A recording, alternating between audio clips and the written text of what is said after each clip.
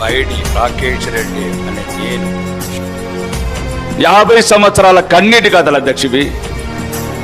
బొంబాయి అన్నారు, దుబాయ్ అన్నారు, బొగ్గుబాయ్ అన్నారు. పోయినప్పుడల్లా ఎలక్షన్ వచ్చినప్పుడల్లా దుబాయ్కి వెళ్తారు, లేబర్ క్యాంపులలో తిరుగుతారు, మీకున్నామంటారు, మళ్ళీ ఒక్కరు ఉండరు అధ్యక్ష.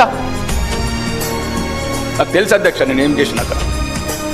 ఎవడు లేడు ఎవడు రాడు, చిన్న తప్పుకు 3 సంవత్సరాలు జైలు ఉంటారు అధ్యక్ష.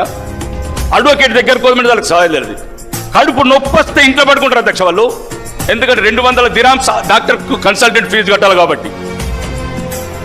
నాది పేదోడు పార్టీ, లేనోడు పార్టీ, ఏడారిలో ఏడ్చినోడు పార్టీ.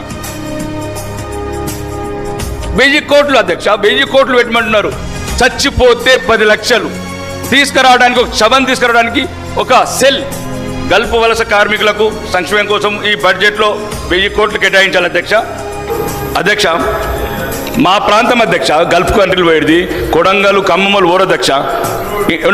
ఒక స్కిల్ డెవలప్మెంట్ సెంటర్ ఆర్మూర్లో పెట్టింది అధ్యక్ష. కరీంనగర్కు నిజామాబాద్ బోధన్ మధ్యన ఉంటుంది అధ్యక్ష. మాది ల్యాండ్ ఉన్నది, పెట్టండి అధ్యక్ష. ఎవరికి అధ్యక్ష ఇది? ఉన్నోడు అవుతున్నాడు, లేనోడు అవుతున్నాడు. ఏమడుగుతున్నారు వాళ్ళు? పెన్షన్ అధ్యక్ష. 4 అంతస్తున్నోడు పెన్షన్ వస్తుంది, గుడిసెలు ఉన్నోడు పెన్షన్ రాదు. ఒక ఇల్లు ఒకటి, పెన్షన్లు ఒకటి, రేషన్ కార్డులు ఒకటి, ఏ టెక్నాలజీలు వాడతారో వాడండి, అరువులకు మాత్రం ఇవ్వండి. దయచేసి మీరు ఇప్పుడే ఈ సభ నుంచి చెప్తున్న, దయచేసి పార్టీలకు అతీతంగా వెళ్ళండి. ఇది బంగారు తెలంగాణ, తుప్పు పట్టిన తెలంగాణ. ప్రతి స్టీలు, ప్రతి పిల్లర్ సగం ఇరిగిపోయింది అధ్యక్ష. దయచేసి నేను తెలంగాణ శాసనసభ్యుడిగా మాట్లాడుతున్నా, ఉత్తర తెలంగాణ బిడ్డగా మాట్లాడుతున్నా. నాకు వాటా ఉంది రాష్ట్రంలో, మీరు తెచ్చే అప్పులాలు ఉంది, నాకు వచ్చే సంపాదన ఉంది. మోడీ అయితే ఇంకా వేరే సమస్యలు మాట్లాడదాం. కాశ్మీర్కి 45,000 కోట్లు ఇచ్చారు, అది వేరే మాట్లాడదాం. దయచేసి ఎందుకన్నా నన్ను మేమేమంటున్నా, నాకేమన్నా బిల్లు ఇవ్వమన్నా, కాంట్రాక్ట్ ఏమన్నా బిల్లు ఇవ్వమన్నా? ఏ ఎస్సీ బిడ్డలు అధ్యక్ష మీరు దయచేసి మీరు పర్యటన పెట్టుకోండి. ఐలాపూర్ మీరు దయచేసి మీ దండం పెడతాను. ఇప్పుడు అక్కడ దొంకేశ్వర అనే మండలం ఉంది అధ్యక్ష. జూనియర్ కాలేజ్ అడిగాను అధ్యక్ష. 10 ఏళ్ళు బంగారు తెలంగాణ పోయింది, ఇప్పుడు ఇది వజ్రాల తెలంగాణ వచ్చింది. జూనియర్ కాలేజ్ మాత్రం రావట్లేదు.